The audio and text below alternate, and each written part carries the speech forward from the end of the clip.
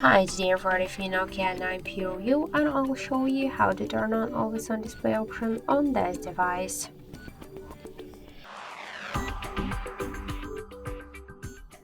So first open the Play Store app because we should get the Muviz Edge application from the Play Store.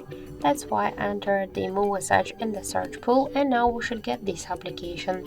After that, just tap the install button and wait a couple of seconds. Then just tap to open the app, click to draw over apps, tap to the switcher and go back to the application. Tap to AOD and select one from the available tabs, click to apply. Now just let's lock the device. And we could see that the always on display option successfully activated. Thank you for watching, and if you find this video helpful, leave thumbs up and subscribe.